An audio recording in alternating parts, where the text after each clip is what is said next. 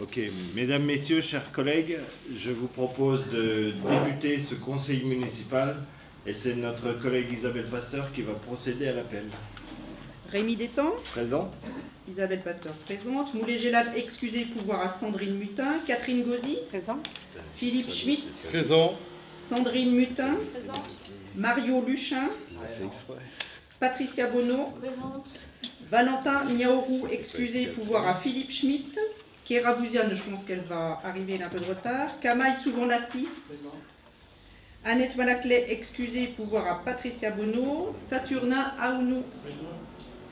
Denis Ruet, excusez, pouvoir à Saturnin Aounou. Evelyne Préoni Vincent. Sylvain Boulogne. Présent. Hicham Elkret. Véronique Bachelard. Céline Froiduro. Sophie Pantier. Moussa Bamba, excusez, pouvoir à Kamaï Souvent-Lassi. Noélie Benjeli, excusez, pouvoir à Catherine Gauzy. Joseph Thomas. Naïma Comblonge. Benoît Milot. Virginie Dos Santos, excusez, pouvoir à Sébastien Quinquer. Sébastien Quinquer. Gérard Desclin. Majid Taïebi. Ok, et bien le quorum étant atteint, nous pouvons valablement délibérer. Merci. J'aurais peut-être en votre nom dire que nous souhaitons à Moulet, évidemment, des vœux de meilleure santé et de rapide rétablissement. En tout cas, les nouvelles sont plutôt rassurantes et nous permettent d'être raisonnablement optimistes, compte tenu de ce qu'il vient de vivre. Alors c'est vrai pour Moulet, mais nous avons d'autres collègues, effectivement, et je veux croire que c'est la fatigue de cette fin de premier semestre, en tout cas. Nous avons beaucoup de malades, voire de blessés dans notre équipe. C'est Mario qui va tenir le cahier.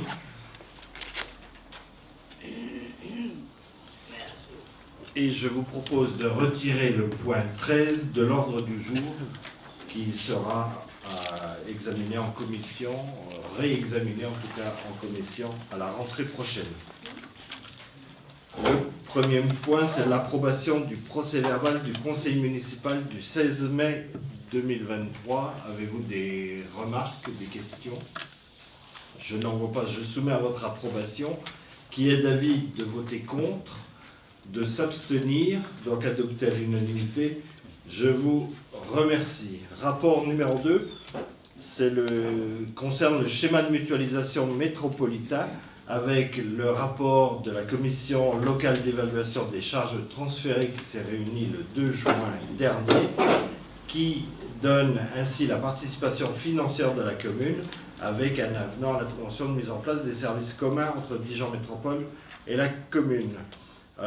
Peut-être prendre un peu de temps pour vous le présenter, je le sais. La mutualisation peut faire peur à certains. Et mutualisation, ce n'est pas transfert de compétences, il ne faut pas mélanger. Être une petite commune au-dessus d'une métropole, signifie-t-il que nous perdons notre identité? On peut se poser aussi sur l'attraction du pôle métropolitain qui se ferait au détriment du rayonnement des communes qui l'entourent. La mutualisation de certains services dilue-t-elle le service rendu aux habitants? Eh bien là, non, je ne le crois pas. Garder notre spécificité en tant que commune est notre devoir. Participer à la construction métropolitaine est une chance. J'ai toujours pensé qu'il était plus utile d'être au cœur de la machine pour faire évoluer les processus plutôt qu'en dehors, où la critique est facile mais peu constructive. Faire partie de la métropole, cela signifie une force de frappe plus grande pour notre attractivité économique. Plus de moyens pour développer des projets écologiques innovants tels que l'unité de méthanisation ou encore le photovoltaïque. Faire partie de la métropole signifie également que c'est le sujet de cette délibération, de pouvoir bénéficier de services mutualisés à moindre coût, en bénéficiant d'une expertise et d'un soutien RH. Je le précise, les services mutualisés sont différents des transferts de compétences de la métropole, je l'ai déjà dit. Faire partie de la métropole, c'est avoir le tram, et c'est une réelle chance, et beaucoup de communes nous envient. C'est aussi la gestion des déchets, l'usine d'incinération et bien d'autres. Le schéma de mutualisation, ici révisé, nous assure une visibilité budgétaire jusqu'en 2027. Il prend en compte l'actualisation des coûts en fonction d'une inflation prévisionnelle. Les coûts globaux des services communs sont calculés uniquement sur les coûts réels de personnel et aucunement sur les coûts indirects, comme les locaux, les fluides et j'en passe. Et puis enfin, Dijon Métropole prend une part importante des coûts directs, puisque c'est de l'ordre de 40% pour la commande publique. La ville de Quetigny adhère au service commun de la commande publique, du numérique et des assurances depuis 2019. Autrement dit, nous avons fait le choix de mutualiser sur des compétences expertes, sur des métiers dont les connaissances doivent être sans cesse actualisées et dont la commune de Quetigny, par sa taille, n'aurait pas les moyens de recruter ces différents experts. A l'inverse, alors même que certains territoires mutualisent leurs services des ressources humaines, les finances, les services techniques, nous n'avons pas fait le choix de maintenir ces services. Nous avons fait le choix de maintenir ces services à l'échelle de la commune. Il y a des intérêts à la mutualisation, mais pas sur l'ensemble des services. Pour revenir à la valeur ajoutée et aux intérêts de la mutualisation pour les services communs, ils sont de 4 ordres. C'est une mobilisation de ressources importantes, notamment lors de pics d'activité. C'est profiter d'une expertise pointue sur des sujets importants comme la sécurisation juridique, les marchés publics ou la cybersécurité. C'est aussi des avantages organisationnels et sociaux. Pour une commune de 10 000 habitants comme Quetigny, il est complexe de recruter des ressources, des agents en capacité d'être formés sur tous les aspects des marchés publics ou du numérique. Et puis l'intérêt économique sous 2 aspects, par le fait de groupements de commandes possibles, et je pense aux assurances qui nous ont fait économiser 25 kg sur nos contrats la première année de mutualisation. C'est aussi avec les négociations dans le cadre des contrats numériques où là aussi c'est moins 20 kg sur 2 ans. C'est une économie sur la masse salariale, notamment par la prise en charge effectivement de 40%, comme je vous l'ai dit, par Dijon Métropole, du coup, des services communs. Comme je l'affirmais en introduction, la mise en place des services communs sur le territoire dijonnais ne s'est pas traduite par une uniformisation des pratiques en calquant le modèle de Dijon sur les autres communes, comme certains pouvaient le penser, l'ont quelquefois dit, voire même écrit. Le prérequis au bon fonctionnement de la mutualisation impliquait le maintien de spécificités communales. Par exemple, nous avons toujours un règlement de la commande publique avec des seuils de marché définis localement. Nous sommes toujours décisionnaires sur le matériel informatique que nous souhaitons déployer, notamment dans nos écoles. Bien entendu, comme tout changement organisationnel, la mise en place des services communs en 2019 a donné lieu depuis à des ajustements, notamment pour gagner en réactivité et remettre de l'humain dans les relations entre les services mutualisés et les agents communaux du terrain. Mais c'est vrai aussi que depuis le début de la mutualisation, nombre de communes ont adhéré à différents services dont elles avaient besoin. En 2023, nous adhérons au service juridique de Dijon Métropole pour un montant d'un peu moins de 10 000 €, largement inférieur au cours d'un ETP. Et je vous propose donc d'approuver l'adhésion de la commune au service commun des affaires juridiques, d'approuver sur la base du rapport de la commission locale des charges transférées qui a été joint à la délibération, le montant de la participation financière de la commune au coût des services communs auxquels elle adhère, soit 34 900 € pour l'année de référence 2023, 35 947 € pour l'année 2024 36 666 € pour l'année 2025, 37 399 € pour l'année 2026 et 38 147 € pour l'année 2027. Je vous propose également d'approuver dans les conditions définies par l'article L 5211-4-2 du Code général des collectivités territoriales l'imputation de cette participation financière sur l'attribution de compensation de la commune. Donc notre attribution de compensation diminuera d'autant et nous constaterons d'approuver le projet d'avenant numéro 1 à la convention de mise en place des services communs jouant en annexe 2 et de m'autoriser à y apporter, le cas échéant, des modifications de détail ne remettant pas en cause son économie générale et de m'autoriser à signer tout acte et document à intervenir pour l'application de ces décisions. Voilà, une présentation peut-être un peu longue, mais qu'il me paraissait nécessaire, en tout cas, de rappeler pour dire le bien que nous pensons de la mutualisation qui est mise à notre service et dont nous pouvons décider l'importance à travers nos différents choix. Voilà sur ce schéma de mutualisation. Y a-t-il des interventions? Monsieur Declercq. Oui, nous avions déjà abordé ce sujet le 23 novembre 2022 et nous nous étions abstenus. Nous voterions volontiers pour la participation à la plupart des services communs, source d'économie et d'une plus grande efficacité, à l'exception du règlement local de publicité intercommunale, pour lequel Quetigny a de longue date une originalité à défendre. Mais nous ne saurions approuver les montants de la participation financière de la commune aux services communs, objet de l'avenant numéro 1, qui correspond à une augmentation exagérée de 7% pour 2023 et qui se répercutera sur les années suivantes. Si vous nous accordez de dissocier l'adhésion de la commune au service commun des affaires juridiques de l'avenant numéro 1, nous voterons pour le premier et le dernier point, et nous nous abstiendrons sur les deuxième, troisième et quatrième. Sinon, nous nous abstiendrons sur l'ensemble. Alors, je crois que vous allez vous abstenir sur l'ensemble, puisqu'effectivement, on ne peut pas le découper. Peut-être vous rappeler que notre règlement de publicité a servi justement au règlement de publicité à l'échelle métropolitaine. C'est dire aussi la qualité du travail effectivement que nous conduisons dans ce domaine et qui a été initié d'ailleurs depuis longtemps par Hervé Bouillot, Michel Bachelard, et nous continuons. Et puis sur les participations, si en 2023 ça augmente de 7%, c'est parce qu'il faut ajouter le nouveau service. Et si vous enlevez donc l'équivalent des 10 000 €, ça fait beaucoup moins et ça augmente moins que nos services ont pu augmenter à la mairie de Quetigny. Y a-t-il d'autres interventions, Monsieur Quinquer?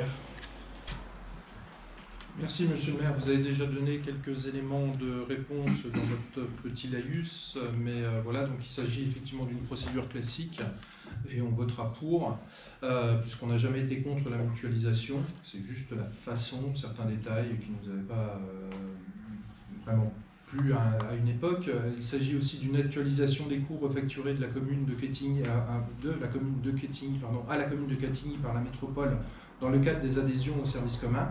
Cependant, serait-il possible d'avoir une analyse comparative précise et chiffrée permettant de vérifier l'intérêt de la mutualisation, plus que ce que vous venez de nous dire, d'accord?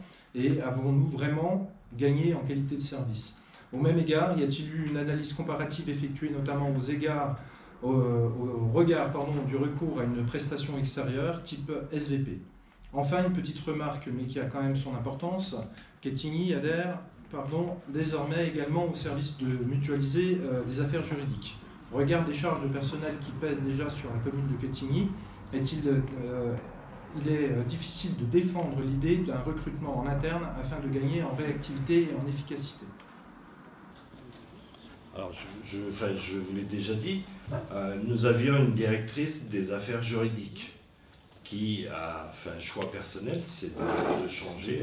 Elle a changé elle est toujours dans les affaires juridiques, mais plus chez nous, elle est à Dijon, elle sera à Dijon.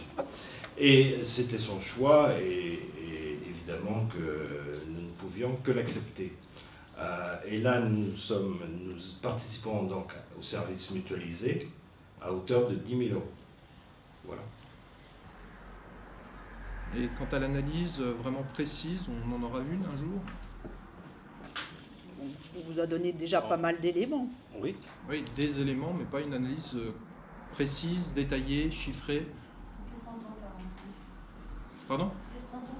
Une analyse, vraiment, voir ce qu'on dépensait avant, ce qu'on dépensait avant et ce qu'on dépense aujourd'hui, ce qu'on transfère. Est-ce qu'il y a vraiment un retour total, en fait, par rapport à ce qu'on va transférer aujourd'hui à la métropole? Est-ce qu'on a vraiment je dirais, en fait, un retour égal de services, etc. Voilà, c'est ça qu'on a besoin.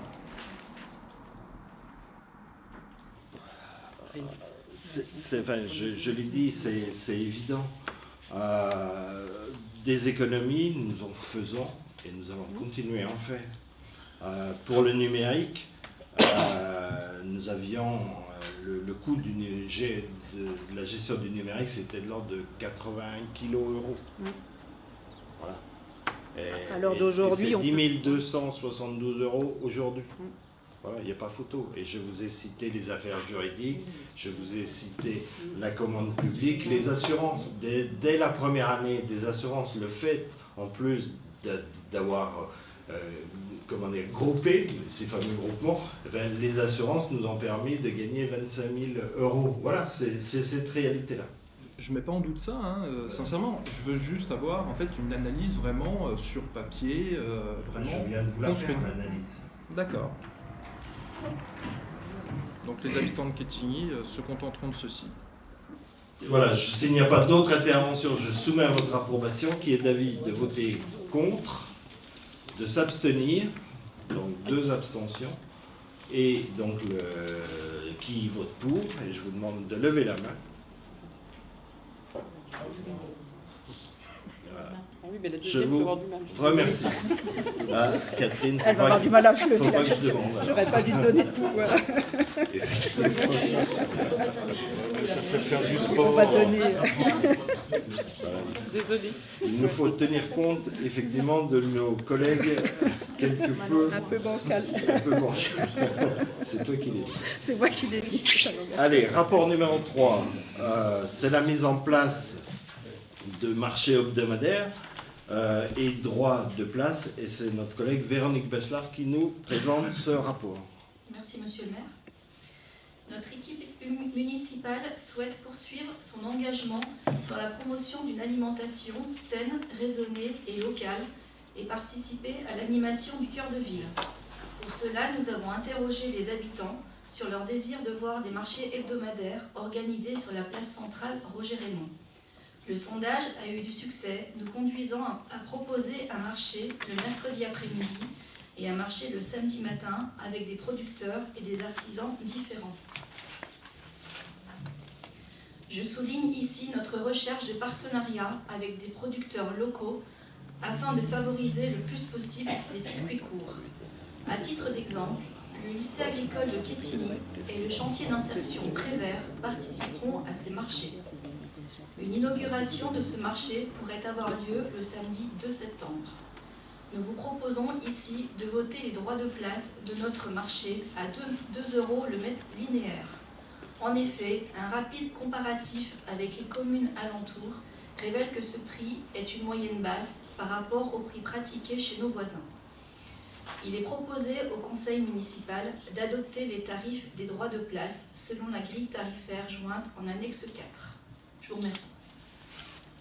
Merci. Effectivement, avant la Covid, nous avions un marché qui fonctionnait plutôt bien le samedi, avec des produits bio, dont on sait qu'ils ne sont pas forcément accessibles à tous les Quetignois.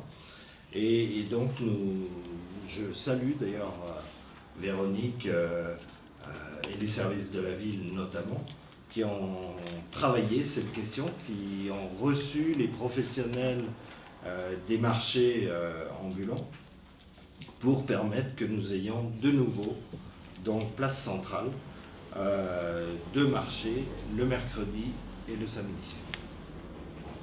Y a-t-il des interventions? Monsieur Declat. Oui, alors je voudrais d'abord vous demander, la concertation a été réalisée apparemment par sondage avec les Quetignois et par dialogue avec les les personnes qui vendent. C'est bien ça, d'accord. Le nombre de réponses est-il significatif pour le sondage? Ah oui, beaucoup Oui. plus que Oui. votre sondage Place Centrale. On est 2 fois plus. 2 fois plus. Oui, bon. Bon, ben justement, vous voulez la dynamiser, cette place centrale, vous insistez beaucoup là-dessus, et je crois pouvoir dire, sans exagérer, qu'il n'y a pas eu véritablement une augmentation d'activité au cours des mois qui précèdent. Hein. Alors évidemment, vous ne manquerez pas d'imputer ce recul de clientèle, ce recul apparemment d'exposants au Covid, et bien entendu, nous le prenons en compte. Mais nous ne voyons pas vraiment en quoi les dates et les horaires ont une importance pour dynamiser ces marchés.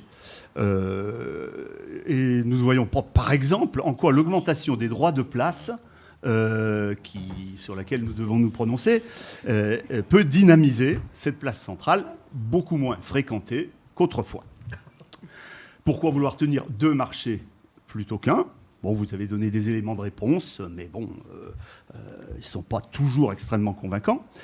Et en conclusion, je dirais tout simplement que pour qu'un peu de vie renaisse sur cette grise et morne plaine qu'est la place centrale, notre conviction est qu'il vaudrait mieux la dynamiter. Évidemment, je plaisante. Ah oui, oui, parce que là, les habitants de la place centrale, ça va leur faire de vol. Je vais vous répéter ce que je vous dis depuis le début. Les travaux que nous avons engagés dans le cadre de la centralité, nous avons sauvé 17 emplois à Casino. 17 emplois, et je vous l'ai déjà dit et je le répète, alors que le Super U vendait et que les repreneurs n'étaient surtout pas un commerce de proximité. Ce type de commerce peut exister dans une zone commerciale, effectivement, ça ne me posait pas de problème, mais pas sur la place centrale. Nous avons renforcé les professionnels de santé et nous avons renforcé la pharmacie, alors qu'avant nous avions 2 pharmacies, nous n'avons plus qu'une aujourd'hui. Elle est peut-être un peu plus grande, et parce que nous continuons les travaux de centralité, nous allons lui permettre de s'agrandir lorsqu'elle va s'installer au rez-de-chaussée de la tour Elitis, dont les travaux commenceront en septembre. Ça, c'est la réalité de la zone de la place centrale. Vous ne pouvez pas dire qu'elle est moins fréquentée parce que d'abord, vous n'avez aucun élément qui vous permette de le dire. Par contre, moi, j'en ai qui disent que les commerces se portent plutôt bien et même mieux, et ce qui permet de penser qu'effectivement, elle est plus fréquentée, que nous allons continuer et qu'effectivement, le marché bio, comme je l'ai dit, avant Covid, fonctionnait. Il n'était pas énorme, mais il y avait une réalité, sauf que la crise économique aussi est passée par là, que le bio ne s'adresse pas à tous les Quétinois, et de fait, nous avons revu, et si nous proposons ces 2 dates, c'est parce que nous avons fait de la concertation. Et cette concertation, sur un nombre suffisant, nous permet effectivement de penser que le choix des Quétinois, c'est le mercredi et le samedi. Parce qu'on a eu des demandes des producteurs locaux. Et alors après, par rapport, on a effectivement des demandes des producteurs locaux, et puis nous avons rencontré les professionnels du commerce ambulant, ce qui nous a permis effectivement d'étoffer et de proposer aujourd'hui cette solution. Alors, rien n'est inscrit dans le marbre, rien n'est définitif. Nous savons qu'il y avait un marché à Chevigny le dimanche matin qui aujourd'hui n'existe plus, mais c'est peut-être parce qu'il était mal placé. Et nous pensions que parce qu'il est place centrale, il va mieux fonctionner. Il reste plus grand monde à Chevigny. Y a-t-il d'autres interventions? Monsieur Quinquer. Il existe encore le marché de Chevigny. Oui, mais Ouais, mais c'est beaucoup moins comme celui du marché bio qui a périclité aussi un peu. Voilà. Après, il faut des personnes pour s'en occuper. C'est comme partout, vous voyez. Voilà. Donc, bien entendu, nous sommes pour que Quetigny retrouve un marché digne de ce nom. Moi-même, j'ai répondu donc au sondage papier. Voilà, donc comme quoi ça m'intéressait effectivement. De plus, cela donnera un peu d'animation sur la place centrale, et qui est bien triste aujourd'hui, et c'est vraiment une demande d'un grand nombre d'habitants du Quetigny. Nous avons cependant besoin de quelques précisions. Quand débuteront vraiment ces marchés ? Est-ce que vous avez une idée ? Combien avez-vous prévu de commerçants environ ? Ces commerçants sont-ils les mêmes sur les 2 jours, ou est-ce que ça va être différent ? Parce qu'il y a quand même des histoires d'attraction, d'attractivité. Si on fait 2 fois les mêmes commerçants à quelques jours d'intervalle, je ne vois pas trop l'intérêt. Et avez-vous une vision du type de commerçant ? Est-ce que ce sera uniquement de l'alimentaire, du non-alimentaire, ou un mix des deux ? Il y aura un mixte des deux. L'idée, c'est plutôt alimentaire en proximité, des produits de proximité. Et les jours que nous avons choisis permettront au Jardin de la Croix-Rouge de venir. C'est également le lycée agricole, donc avec la ferme de Tars-le-Haut, qui pourra également vendre ses productions sur la place centrale. Donc à l'heure actuelle, Véronique, tu veux dire ? On n'a pas une vision encore très précise de à quoi va ressembler ce marché à aujourd'hui. Il va ressembler à un marché. Nous allons commencer avec une quinzaine d'exposants, et le premier marché sera le 2 septembre. Merci. Véronique, tu voulais rajouter ? Pour les éléments concernant le sondage, il vous suffit de vous reporter au Vivre Quetigny, où il y a eu un article. Donc vous aurez les éléments de résultats. Au niveau des tarifs, à titre indicatif, le marché de Chenauve, la commune de Chenauve applique un tarif de 2,10 € au mètre linéaire, et Fontaine-les-Dijon applique 3,84 €. Donc c'est plutôt une moyenne basse. On a souhaité au niveau des horaires, le mercredi après-midi, donc les horaires seront de 15h à 19h30, et le samedi de 8h à 12h30. Donc là, on a effectivement à peu près une quinzaine d'exposants sur les deux journées. C'est ouvert à toute personne qui souhaite vendre des choses, ainsi que les associations.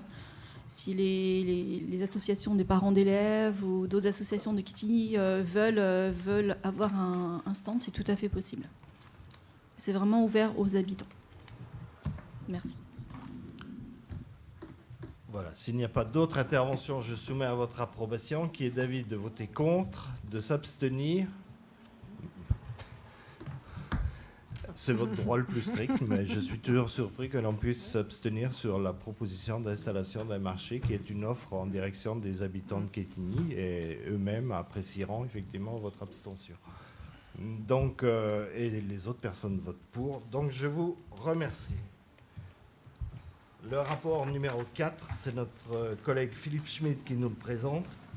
C'est la cession de la parcelle AL 99, donc qui est située boulevard de l'Europe, et la vente, c'est à la société Clase 2. Merci, monsieur le maire. Donc la parcelle AL 99, vous la connaissez tous, c'est ce qu'on appelait le terrain aux caravanes. Donc il y a bien longtemps qu'il n'y a plus de caravanes. Donc cette parcelle a fait l'objet de plusieurs offres d'acquisition. Et le projet porté par la société Clase et le groupe Guiton a particulièrement retenu notre attention. En effet, le groupe d'architectes Guiton, qui est installé aujourd'hui à Chevigny-Saint-Sauveur, souhaite y installer son siège social et ouvrir une partie des locaux à vocation tertiaire à un bureau d'études, Green Building, et une société orientée vers la télécommunication qui développe les solutions de Smart Building, et un centre de formation en rapport à la construction et aux énergies renouvelables. L'idée étant de rassembler dans un lieu des professionnels de la construction durable pour travailler en synergie. De plus, le groupe Guiton souhaite faire de leur bâtiment un exemple en matière écologique en utilisant des matériaux bas carbone et en intégrant des énergies renouvelables et en végétalisant la parcelle et les terrasses. Enfin, l'implantation des bâtiments a fait l'objet d'échanges avec la municipalité et veillera à préserver la tranquillité des habitations à proximité avec une hauteur maximum de R+2. Ce projet assure une transition architecturale de qualité entre la zone pavillonnaire et les entreprises. L'offre d'acquisition de la parcelle s'élève à 175 000 € hors taxe. Il est proposé au conseil municipal, conformément aux dispositions du Code général des collectivités territoriales et du Code général de la propriété des personnes publiques, de solliciter l'accord de Dijon Métropole, en lien avec sa compétence en matière de développement économique sur le territoire, d'accepter la vente à la SAS classe 2 ou toute autre société faisant partie du groupe classe Guiton de la parcelle L99, éventuellement augmentée d'une bande de terrain d'une superficie d'environ 136 m² au prix de 175 000 € hors taxes et hors droits. Et également d'autoriser Monsieur le maire à signer la promesse de vente à intervenir entre la commune et l'acquéreur, l'acte authentique ultérieur, ainsi que tout document nécessaire à son exécution. Merci. Tu veux rajouter? Non. C'est une belle entreprise dont nous sommes fiers d'ailleurs d'accueillir le siège. Y a-t-il des interventions? Monsieur Taïbi. Oui. Merci, Monsieur Schmitt, pour la présentation. Vous avez apporté quelques précisions qu'on n'avait pas avant, mais j'ai tout de même, je souhaite quand même apporter quelques questions, si vous permettez de répondre après, et éventuellement on fait aussi des propositions pour compléter dans la mesure du possible. Voilà. En plus de la bétonisation galopante, le prix nous semble encore une fois bas. Est-ce bien raisonnable?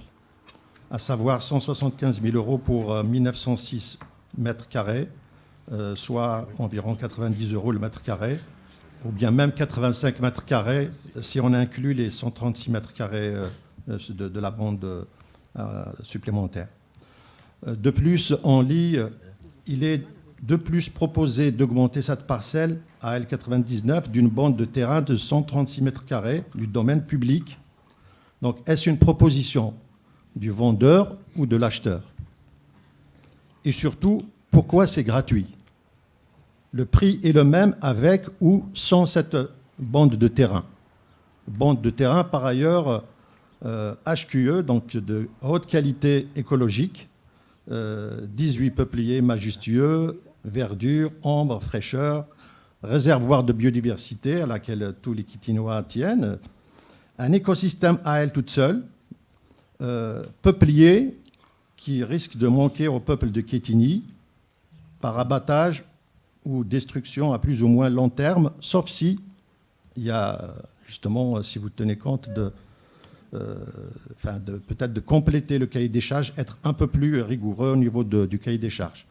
L'acquéreur s'engage à végétaliser le site de façon optimale. C'est une belle formule, mais c'est quand même, ça reste vague. C'est pas très précis en tout cas, et peut être sujet à interprétation. Donc il nous semble en tout cas, qu'il faudrait des engagements plus précis, avec des objectifs chiffrés et à la hauteur du défi climatique auquel vous y tenez comme nous tous.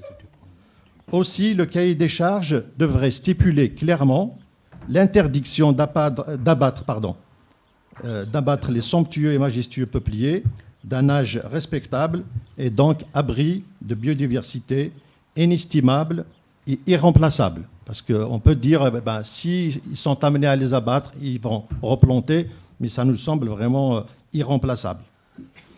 Et on aurait souhaité savoir aussi pour quel usage concrètement. Vous avez dit, évidemment, vous avez parlé de bâtiments tertiaires et puis de sièges de la société, évidemment, c'est clair, mais est-ce qu'il y a d'autres choses plus précises sur ces bâtiments-là, d'autant plus qu'il y a plusieurs bâtiments, et quel usage peut être utilisé, puisqu'on se rapproche des habitations maintenant, des riverains. Avant, c'était une sorte de zone tampon qui éloignait les bruits, les poussières, les pollutions éventuelles. Donc, est-ce qu'on peut rassurer les habitants sur ces points-là? Et d'ailleurs, est-ce qu'il y a eu une information qui a été faite à l'adresse des riverains, ou bien c'est prévu d'être fait, dans quelle mesure? Et puis, dernière question, et ça nous semble aussi très important parce que c'est parmi les arguments, et c'est recevable, c'est l'emploi, c'est l'économie de notre ville.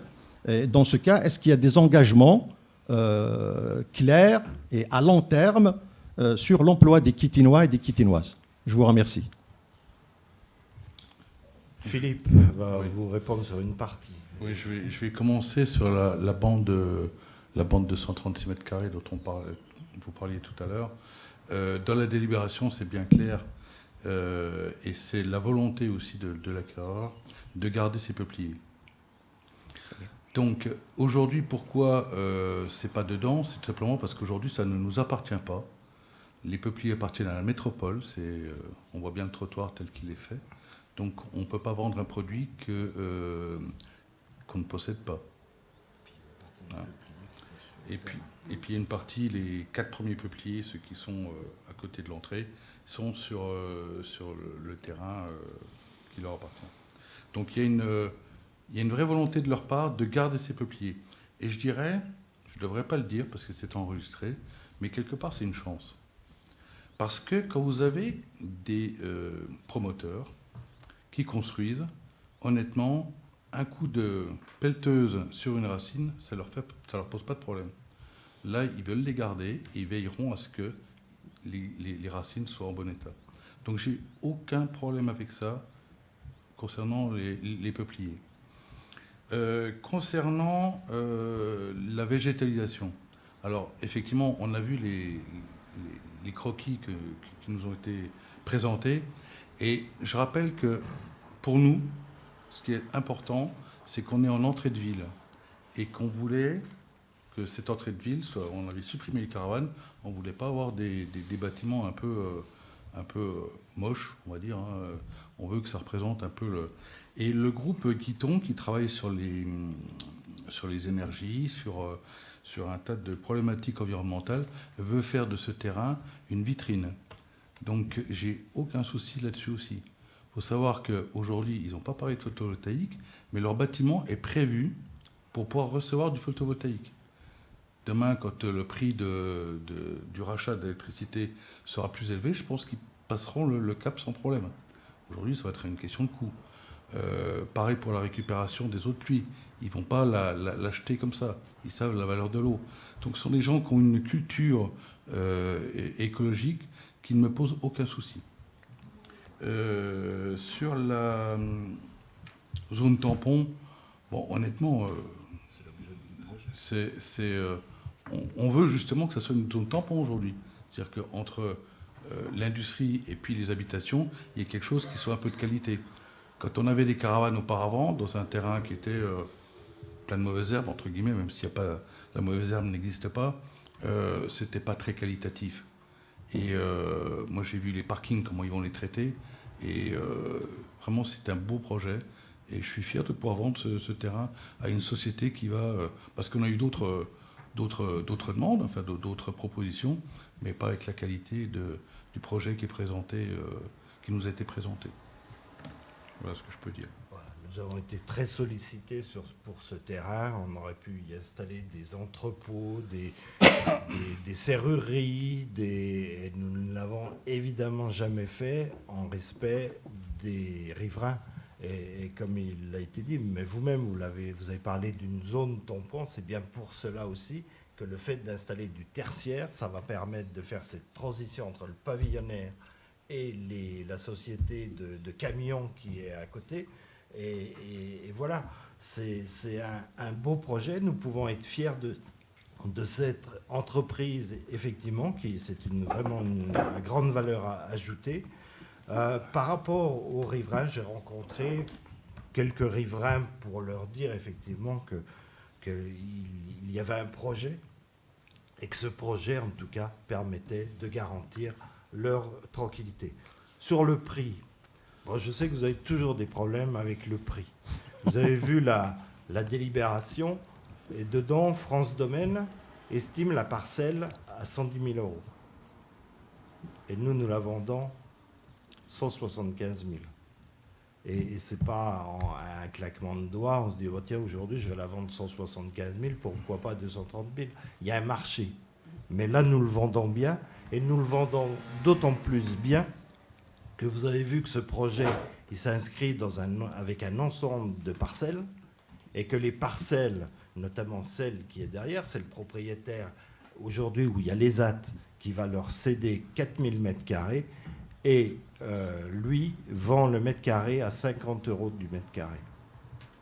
Donc voilà, la réalité, elle est celle-là.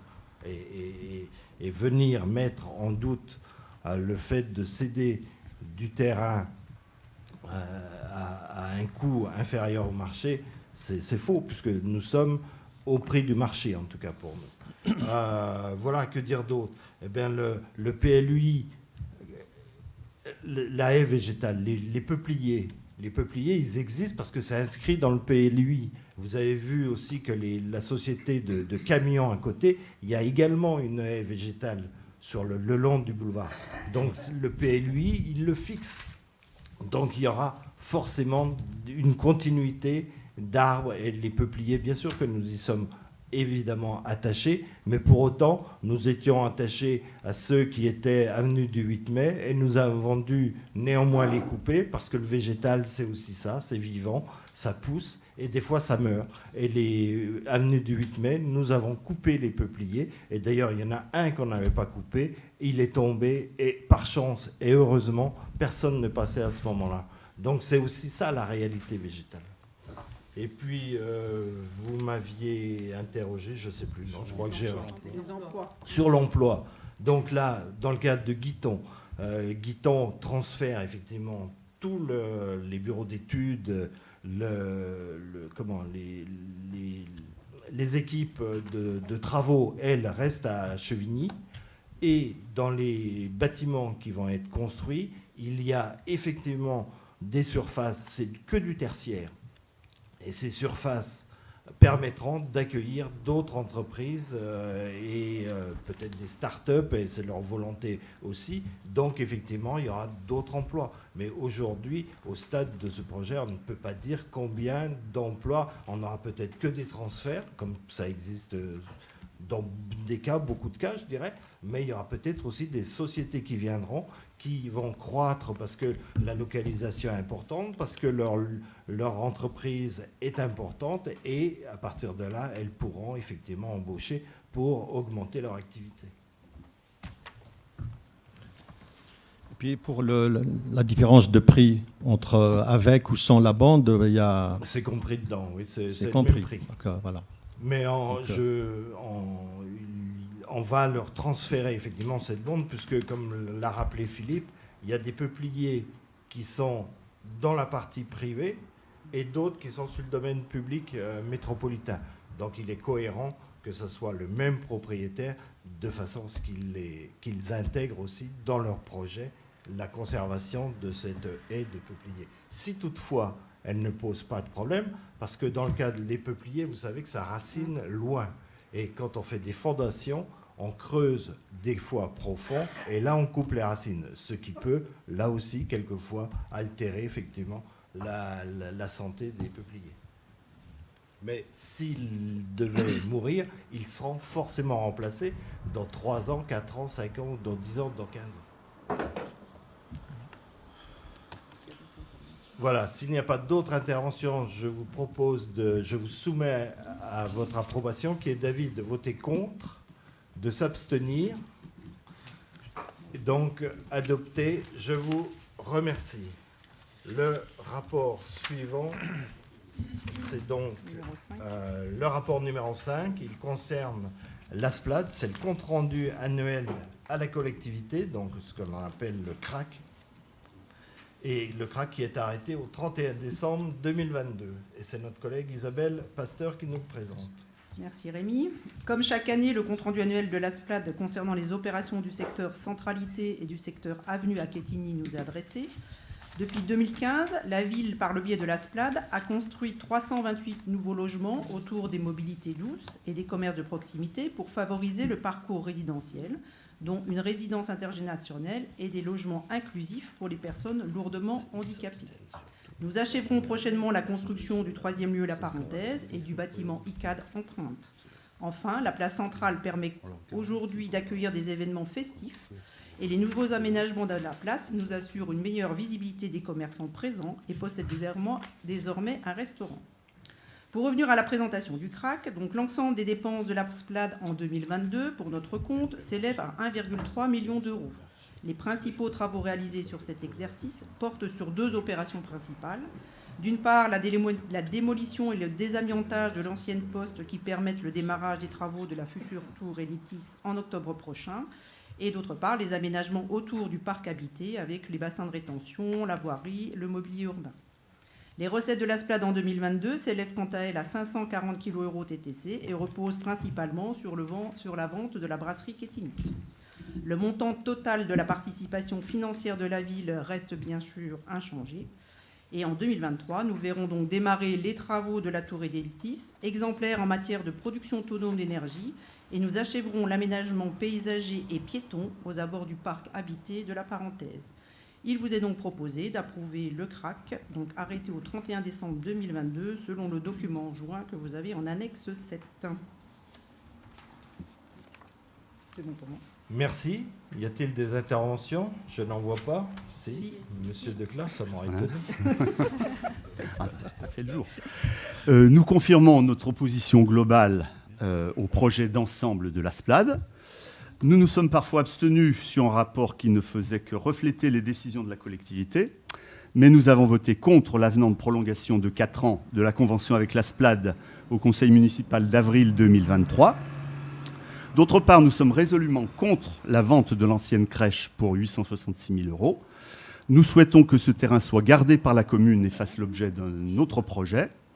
En toute logique, nous voterons donc contre cette nouvelle prolongation qui, selon nous, est motivée par des difficultés à finaliser les transactions du cœur de ville, difficultés dans lesquelles la SPLAD a sa part de responsabilité. Alors, monsieur Decla, je vous dis tout de suite, la crèche n'est pas vendue, oui. Elle n'est pas à vendre aujourd'hui. Tant mieux. Mais elle apparaît, oui.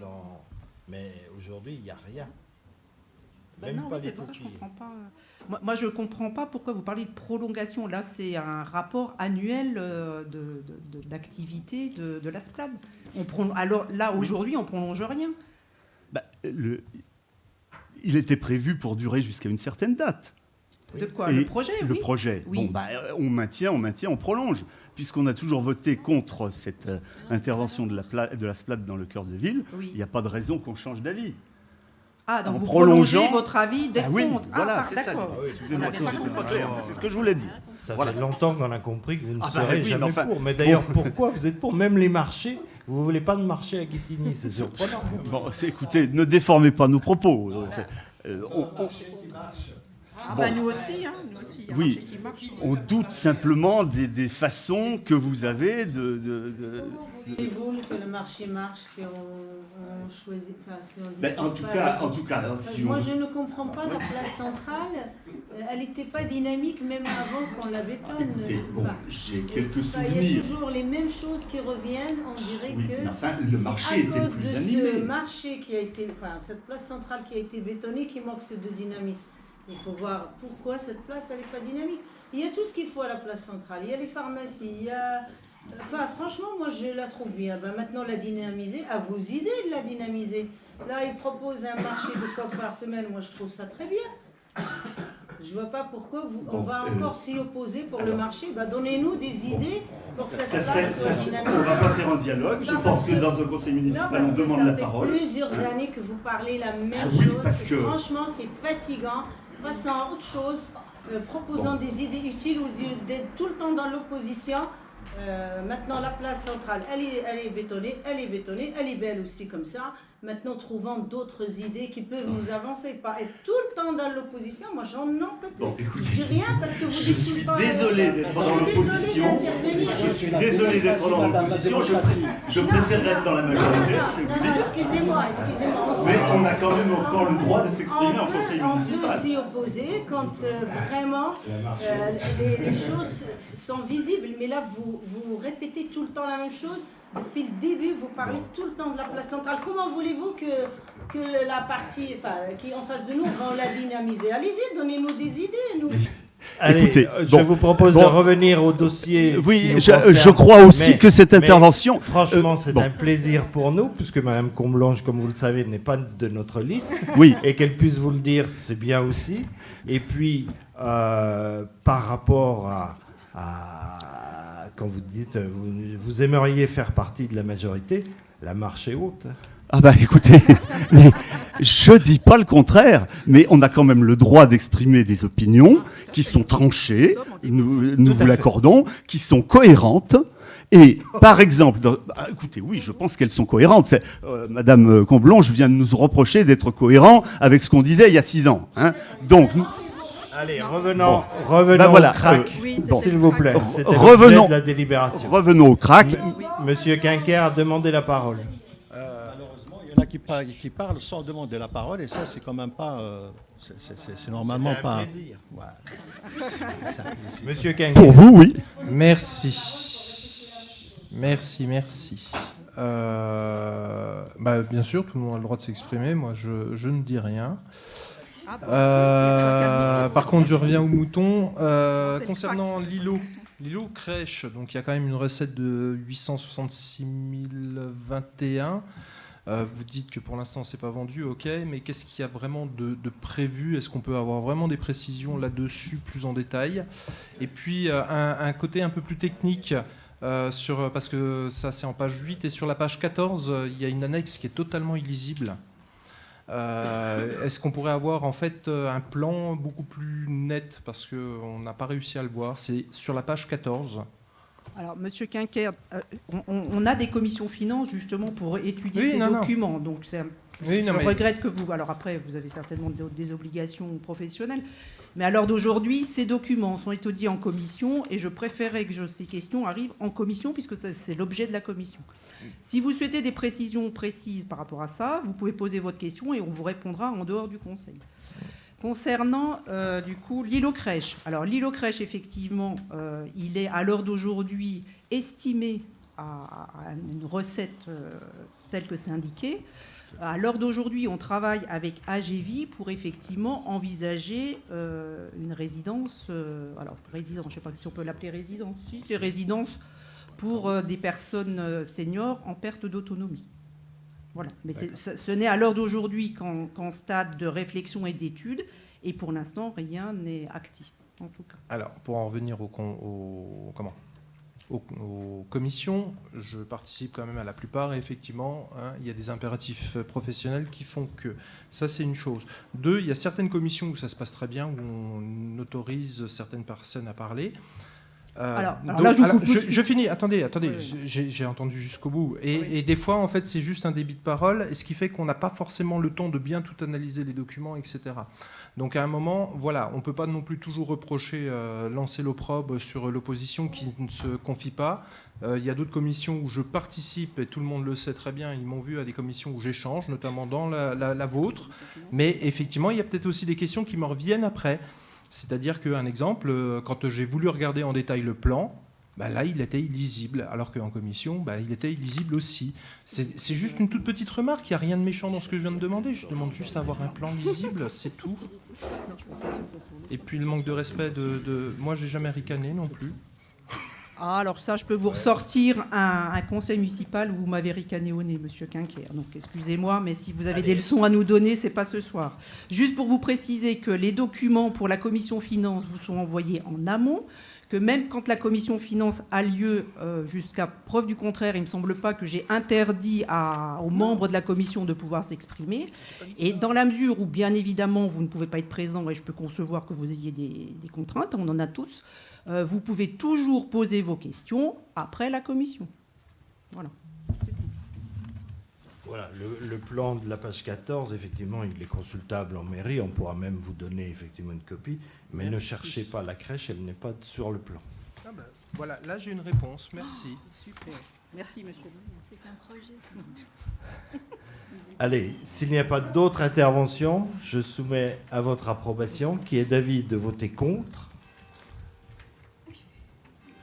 de s'abstenir. Donc adopté, je vous remercie. Le rapport numéro 6, concerne l'accès au marché de télécommunications et de cybersécurité à la centrale d'achat RESA, avec une adhésion au groupement de commandes, et c'est toujours notre collègue Isabelle Pasteur qui le présente. Merci Rémi. Alors, la centrale d'achat RESA, groupement d'intérêt public réseau des acheteurs hospitaliers, dispose d'une offre particulièrement pertinente en matière de télécommunications et de cybersécurité. Néanmoins, cette offre spécifique n'est pas directement accessible aux communes de moins de 20 000 habitants. Pour y prétendre, ces dernières n'ont d'autre choix que celui d'être portées par un groupement de commandes dont le coordonnateur doit être une collectivité d'envergure suffisante, elle-même adhérente de la centrale d'achat. En conséquence, Dijon Métropole a décidé de constituer un groupement de commandes ad hoc.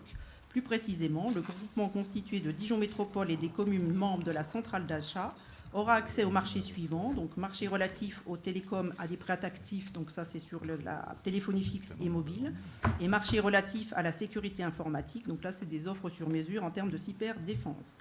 Il vous est donc proposé d'adhérer au groupement de commandes en vue d'accéder à l'offre de RESA pour les marchés de services et de télécommunications et de cybersécurité et d'autoriser Monsieur le maire à signer tous les actes nécessaires à la bonne exécution de ces décisions, notamment les conventions de souscription au marché et accords cadres conclus, projet de convention qui vous est joint en annexe 8. Merci. Y a-t-il des interventions, Monsieur Taïbi? J'ai juste une petite question. J'ai déjà l'occasion de vous poser la question à Madame Pasteur. Peut-être avez-vous d'autres éléments par rapport à la commission la dernière fois. Donc c'était juste par rapport aux opérateurs. Est-ce qu'on connaît les opérateurs et puis les coûts proposés, notamment sur la cybersécurité? Alors, je vous avais déjà répondu en commission, mais peut-être que je n'ai pas été suffisamment explicite. Alors, au niveau des opérateurs, pour la téléphonie mobile, c'est à l'heure d'aujourd'hui le marché est détenu par Bouygues. Donc ça, on vous avait communiqué leur offre. Et pour tout ce qui concerne les offres, ce qu'on appelle cyberdéfense ou cybersécurité, c'est des offres qui sont ce qu'on appelle sur mesure, c'est-à-dire qu'il faut que les besoins des clients finaux soient étudiés pour qu'une offre tarifaire et une offre de valeur puisse être faite aux clients. Et ça, c'est pour le coup l'opérateur Orange qui a à l'heure d'aujourd'hui le marché. Est-ce que c'est plus précis par rapport à ce que vous aviez comme questionnement? Oui, bon, après, on n'a pas les coûts précis, quoi. Donc, Alors non, ce qu'on appelle des voilà. offres sur mesure, en fait, on va regarder le client, ce qu'il a comme problématique en termes de sécurité informatique. Et ensuite, ça va s'agréger. C'est comme quand vous achetez une voiture. Vous choisissez, je dirais, la voiture de base. Et après, vous dites, je veux l'option toit ouvrant, je veux l'option peinture métallisée. Et en fait, les offres sur mesure de cyberdéfense se composent comme ça. Merci pour ces précisions. S'il n'y a pas d'autres interventions, je soumets à votre approbation qui est d'avis de voter contre, de s'abstenir, adopté à l'unanimité. Je vous remercie. Et c'est toujours notre collègue Isabelle qui nous présente l'actualisation des tarifs de la TLPE, donc la taxe locale sur la publicité extérieure, tarif applicable au 1er janvier 2024. Isabelle. Merci Rémi. Afin de lutter contre la pollution visuelle causée par les enseignes publicitaires, nous vous proposons d'augmenter la taxe locale sur la publicité extérieure à partir du 1er janvier 2024 dans le cadre juridique autorisé, c'est-à-dire une augmentation de 5 € par rapport à l'année précédente, lorsque le plafond maximal autorisé par la loi n'est pas atteint. Pour notre commune, cela représente environ 180 enseignes assujetties à la TLPE pour un montant de recettes globales d'environ 220 000 €. Il vous est donc proposé de maintenir l'exonération de droit commun portant sur les enseignes de moins de 7 m² en surface cumulée et d'actualiser les tarifs de taxe locale sur la publicité extérieure applicables à compter du 1er janvier 2024 selon la grille tarifaire jointe en annexe 9. Merci. Monsieur Declercq. Brève intervention. Cette taxe était restée très longtemps au même niveau. Nous avons voté pour l'augmentation intervenue au 1er janvier 2023. Et il est normal aujourd'hui de l'augmenter au maximum possible, ne serait-ce que pour rattraper les recettes perdues dans le passé. Comme nous l'avons déjà fait précédemment, nous voterons pour cette mesure. Ce sont des augmentations qui ont aussi valeur de réduire, et c'est bien le travail qui a été engagé aussi avec les commerçants, les différentes entreprises qui portent ces enseignes pour qu'elles réduisent leur surface. Donc, je soumets à votre approbation, qui est d'avis de voter contre, de s'abstenir, donc adopté à l'unanimité. Je vous remercie. Rapport numéro 8, il concerne le forfait mobilité durable avec l'évolution des conditions d'attribution. Et en effet, pour encourager plus encore les déplacements doux des agents de la municipalité lors de leur trajet quotidien, nous souhaitons étendre le forfait mobilité durable d'un montant maximum de 300 € à de nouveaux usages tels que les trottinettes électriques ou les services d'autopartage avec des véhicules électriques, hybrides, rechargeables ou hydrogène. Par ailleurs, ce forfait sera désormais cumulable avec le remboursement mensuel des frais de transport public. Et puis enfin, une modulation du forfait mobilité durable en fonction du nombre de jours d'utilisation des moyens de déplacement éligibles donc sera mis en œuvre. Aussi, je vous propose d'étendre les conditions d'attribution du forfait mobilité durable selon les dispositions réglementaires exposées à compter de l'année 2023 pour le versement en début de l'année 2024. Voilà, favoriser effectivement l'utilisation de ce type de mobilité. Y a-t-il des Monsieur Taïbi? Voilà, juste pour apporter une petite question, si vous permettez, et puis permettez-moi de rassurer Madame Comblange, ça nous arrive de voter pour, on a voté là pour depuis 2-3 fois, on va encore voter pour, il n'y a pas de souci, et d'être dans l'opposition, je pense que c'est l'oxygène de la démocratie. Il ne faut pas le sous-estimer. Voilà. C'est une parenthèse, madame. S'il vous plaît, évitez de vous C'est juste répondre. une petite parenthèse. Moi, j'ai pris la parole, j'ai demandé la parole, donc voilà.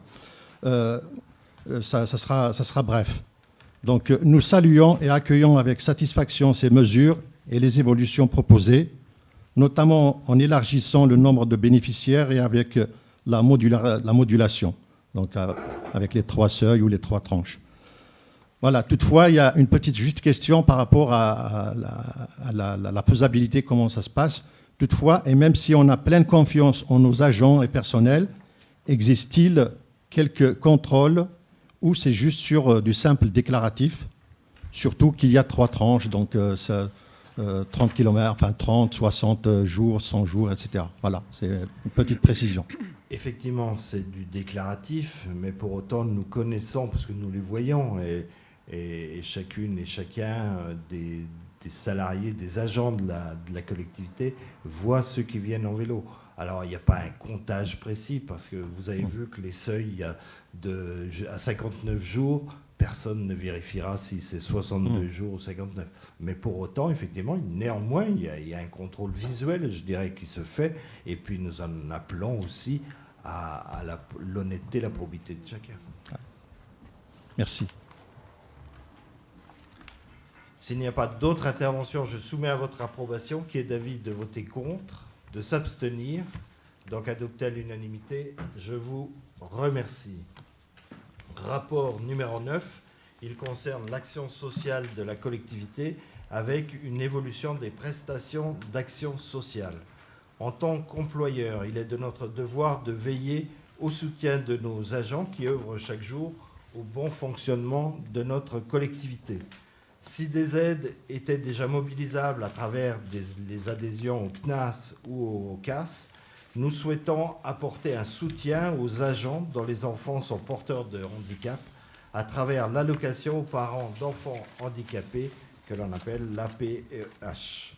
Le montant de cette allocation, fixé par la circulaire du 30 décembre dernier, relative aux prestations interministérielles d'action sociale à réglementation commune, s'élève à 172,46 € bruts par mois pour un agent à temps plein. Et pour rappel, la commune avait d'ores et déjà mis en place des aides aux agents municipaux relatives à l'accueil et au séjour de leurs enfants. Et je vous appelle à approuver donc l'évolution des prestations d'action sociale selon les éléments qui vous ont été joints en annexe 8. Donc là, c'est une aide pour les parents donc, qui ont un enfant handicapé dont on sait le quotidien difficiles liées à ce handicap. Y a-t-il des interventions?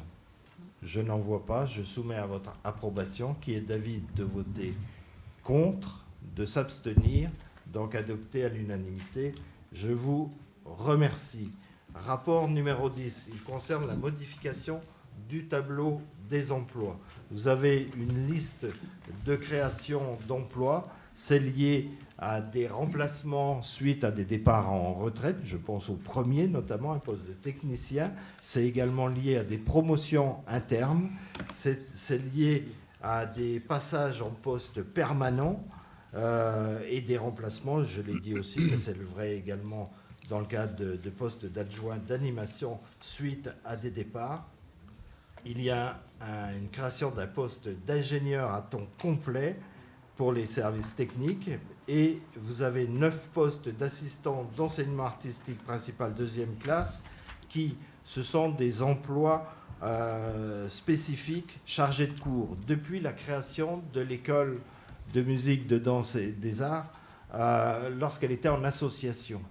Et aujourd'hui, il faut les convertir donc en emploi vers la filière artistique. Voilà pour la liste d'emplois ainsi créés. Y a-t-il des interventions? Je n'en vois pas. Et nous reviendrons, nous supprimerons évidemment les autres emplois. Je soumets à votre approbation qui est d'avis de voter contre, de s'abstenir, donc adopté à l'unanimité. Je vous remercie. Rapport numéro 11, il concerne l'accueil de volontaires en service civique. Et puisque la commune accueille un nombre croissant chaque année de stagiaires et d'alternants, cela participe à notre politique éducative et favorise l'insertion des jeunes dans leur parcours professionnel. Pour agrandir notre palette d'outils pour accompagner les jeunes dans leur apprentissage, nous souhaitons obtenir un agrément pour accueillir des services civiques au sein de notre municipalité. Ce dispositif s'inscrit dans la volonté de la collectivité de développer une politique jeunesse innovante en offrant notamment à tous les jeunes du territoire la possibilité de s'engager dans des projets d'intérêt général leur permettant de devenir des acteurs citoyens, des citoyens acteurs d'un meilleur vivre ensemble. Le service civique donnera lieu à une indemnité versée directement par l'État aux volontaires ainsi qu'à la commune en charge des coûts afférents à la protection sociale de ce dernier. Le reste à charge pour la commune s'élève à 111 € par mois. Ainsi, il vous est demandé donc de m'autoriser à introduire un dossier de demande d'agrément au titre de l'engagement dans le dispositif de service civique auprès de l'agence du service civique, d'autoriser la formalisation de mission, de m'autoriser à signer les contrats d'engagement de service civique avec les volontaires tels que définis par la loi du 10 mars 2010 et ses décrets d'application, de donner son accord de principe à l'accueil des jeunes en service civique volontaire avec démarrage dès que possible après agrément, de dégager les moyens humains, matériels et financiers nécessaires à la qualité de l'accueil des volontaires et de la mise en œuvre des missions, ainsi qu'à promouvoir et valoriser le dispositif et ses acteurs, notamment auprès des jeunes. C'est une mission en tout cas importante et ce matin nous faisions le bilan des jeunes accueillis au sein de la mairie dans le cadre de formation pour un parcours diplômant et c'est 265 jeunes que nous avons accueillis depuis le début du mandat et nous allons évidemment continuer parce que si les collectivités ne le font pas, effectivement beaucoup de jeunes peuvent avoir des difficultés en tout cas pour valider leur diplôme. Y a-t-il des interventions, Monsieur Decla? Oui, alors nous ne doutons absolument pas, Monsieur le maire, de vos excellentes intentions vis-à-vis des jeunes qui participeront, mais nous avons une position de principe sur le sujet. La voici. Cette mesure gouvernementale est pour nous l'assurance d'une précarisation tous azimuts des jeunes travailleurs concernés. Censé permettre un engagement au service de la communauté des citoyens, des jeunes, le service civique apparaît comme un instrument aux mains des employeurs, et au premier chef d'ailleurs de l'État, mais aussi des communes, pour se doter d'une main-d'œuvre en s'exonérant de toute responsabilité sociale, rémunération en dessous du SMIC, pas d'obligation de formation et de recrutement de personnel qualifié. Rappelons qu'il relève non du Code du travail, mais du Code du service national. Pour le gouvernement, c'est aussi un moyen de faire baisser artificiellement le chômage, sous couvert de promotion des valeurs républicaines et civiques, et ainsi tenter de dissimuler l'impasse de sa politique d'austérité. Donc, nous voterons, pour ces raisons, contre ce projet. C'est votre point de vue. Y en a-t-il d'autres? Je n'en vois pas. Je soumets à votre approbation, qui est d'avis de voter contre, deux contre, de s'abstenir. Donc adopté. Je vous remercie. Rapport numéro 12. Il concerne la convention relative au financement d'actions de formation des professionnels et d'accompagnement vers la santé des jeunes, des projets de réussite éducative, donc le PRE, relevant des quartiers de la politique de la ville. Alors c'est notre collègue Moulet, pour qui nous avons évidemment une pensée, qui aurait dû le présenter, et je vais le faire à sa place. Dans le cadre de la prolongation d'une année du contrat de ville de Dijon Métropole, en vue d'une réforme des quartiers prioritaires de la ville à échéance 2024, il est proposé de prolonger également d'une année la convention qui vous a été présentée en annexe. Cette convention a pour objet la délégation à Dijon Métropole de la coordination de l'accompagnement et de la formation des professionnels des PRE des communes. Un point d'étape trimestriel est effectué entre les coordonnateurs et les PRE des communes membres de la métropole. Des formations sont également proposées à nos référents PRE, telles que l'analyse de la pratique, à raison de 3 séances par an. Dijon Métropole organise et finance également des ateliers bien-être et un suivi individuel avec une psychologue pour des enfants accompagnés dans le cadre du PRE. Ainsi, il est proposé donc de m'autoriser à signer la convention annuelle au titre de l'année 2023 qui a été jointe en annexe 9 et d'autoriser le versement à Dijon Métropole d'une participation financière de 750 € pour l'année 2023 au titre du projet de réussite éducative porté par la ville de Quetigny. Voilà, un PRE qui a été on ne peut plus sollicité, animé. Je salue l'ensemble des animateurs de ce PRE pour qui d'ailleurs la ville ne reçoit plus aucun financement et nous supportons et nous continuons effectivement à accompagner les enfants de Quetigny.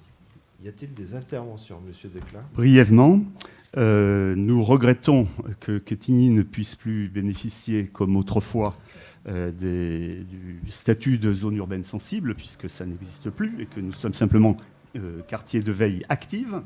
Mais évidemment, par rapport à ce que vous venez de dire, nous disons OK pour les objectifs, OK pour le partenariat et OK pour la mise en œuvre. S'il n'y a pas d'autres interventions, je soumets à votre approbation, qui est d'avis de voter contre, de s'abstenir, donc adopté à l'unanimité. Je vous remercie. Rapport 13, je l'ai retiré, donc c'est le rapport numéro 14, et c'est le versement d'une subvention exceptionnelle à l'association Taxi Brousse. Et c'est notre collègue Sandrine Mutin qui nous le présente. Merci Rémi. L'association Taxi Brousse, compagnie de spectacles vivants installée depuis de nombreuses années à Quetigny, participera au Festival d'Avignon Off du 7 au 29 juillet 2023 avec sa dernière création, Le Paradoxe de l'Endive. Participer à un tel festival est l'occasion pour la compagnie de montrer son travail à des professionnels, programmateurs au plan national et même au-delà. Cette création théâtrale est actuellement programmée dans une vingtaine de lieux en Bourgogne-Franche-Comté. Le budget prévisionnel de la compagnie Taxi Brousse relative à sa participation au Festival d'Avignon s'élève à environ 33 000 €. La ville de Quetigny souhaite soutenir le travail de la compagnie Taxi Brousse et accompagner la diffusion de son nouveau spectacle, le paradoxe de l'endive en Avignon en lui accordant une subvention exceptionnelle de 4 000 €. Il est proposé au conseil municipal d'attribuer à l'association Taxi Brousse une subvention exceptionnelle d'un montant de 4 000 €. Merci. Merci, un beau spectacle que je vous invite à aller voir si vous ne l'avez pas vu. Alors à Avignon, ça peut paraître un peu loin, mais ça sera aussi à Quetigny quand ils reviendront d'Avignon. On l'a déjà passé 2 fois. Mais... Y a-t-il des interventions? Juste un mot pour féliciter Alexis Louis-Lucas et l'équipe qui travaille autour de lui, parce que ces 2 spectacles que nous avons eu la chance de voir sont vraiment excellents. Et il est tout à fait normal de vouloir qu'ils rayonnent à l'échelle nationale, on va dire, en Avignon. Donc évidemment, nous sommes pour. Tout à fait. Merci. Et je salue le travail en commission qui a validé cette, subvention. Pour l'Utopie des arbres, ça marche plus, si. Pour l'Utopie des arbres, il a déjà produit son spectacle en Bretagne, dans l'Hérault et un peu vers Cahors par là-bas. Donc ça s'exporte bien de Quetigny. Et on en est fiers. Voilà, effectivement, une belle troupe. Y a-t-il, je ne vois pas d'autres interventions, je soumets à votre approbation qui est d'avis de voter contre, de s'abstenir, donc adopté à l'unanimité. Je vous remercie. Vous avez après les informations du maire, sollicitation de subventions, renouvellement d'adhésion à 3 associations. Et nous en arrivons aux vœux et questions orales, donc avec un vœu souhaité par M. Decla. Et vous rappelez le principe, on doit voter si on regarde ce vœu, et après M. Decla, si nous votons oui, le présente, si nous votons non, évidemment il ne le présente pas. Pour autant, je dois dire que j'étais particulièrement étonné de votre proposition de vœu en faveur de l'octroi d'une subvention à l'association Ukraine Dijon-Bourgogne à hauteur de 1 000 €. Et je ne remets absolument pas en cause le travail fait par l'association. Particulièrement étonné car nous avons reçu cette demande de subvention par un email de la présidente le 13 juin dernier, 13 juin, et que votre vœu nous est parvenu seulement 3 jours après, soit le 16 juin.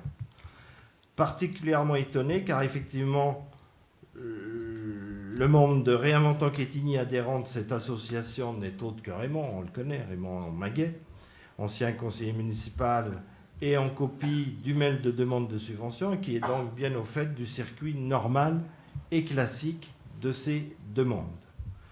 Particulièrement étonné enfin car l'ouverture des demandes de subvention des associations auprès de notre commune se fait très prochainement.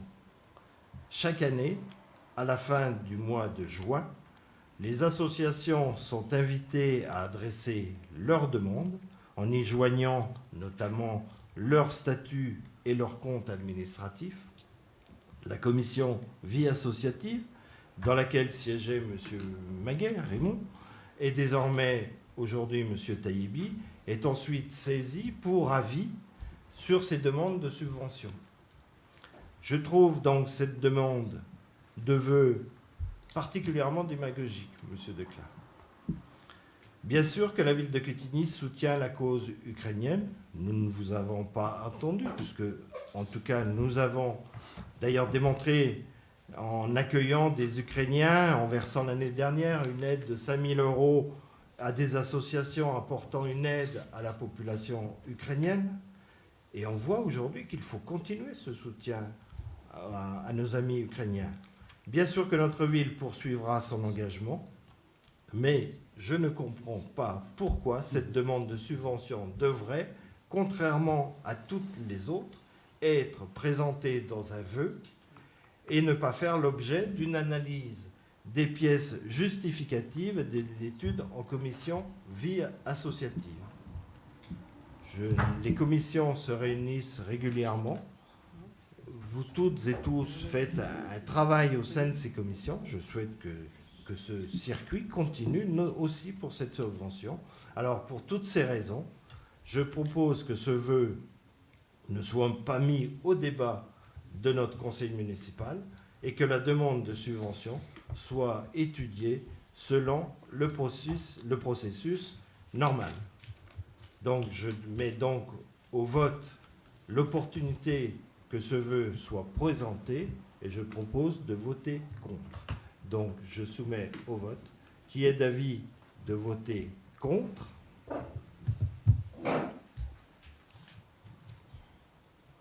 De s'abstenir? Donc, 4 abstentions. Et de voter pour? Évidemment. Forcément. Et donc, ce vœu ne sera pas examiné au sein de notre conseil municipal, mais la demande de subvention sera examinée dans le cadre du travail des commissions. Si je peux... J'ai plus de... Normalement, il n'y a plus de prise de parole après un vœu. Mais exceptionnellement... Bon, alors simplement... non. Bon, écoutez, franchement, ce vœu part avec la meilleure des intentions. Il n'y a pas de démagogie. Vous avez cité Raymond, on ne va pas dire que ce n'est pas Raymond. Effectivement, Raymond est très attaché au sort de l'Ukraine. Et d'autres le sont. Mais bon, la personne, si c'est effectivement Raymond, puisque vous le dites, aucune raison de vous démentir. Simplement, si ce vœu a été déposé dans ces conditions, c'est en raison de l'urgence, parce qu'il y a des besoins importants. Voilà. Bon, nous prenons acte tout en le regrettant, en espérant que ce n'est que partie remise. La commission, vous statuerez, enfin M. Taïbi notamment, statueront donc au sein de la commission. Et ce vœu sera examiné dans ce cadre-là. C'était le dernier point à l'ordre du jour. Je vous remercie. Et puisque nous sommes à la veille d'une période de vacances, donc je vous souhaite en tout cas de belles vacances, un bon repos mérité. Je crois que nous en avons tous besoin. Merci à vous.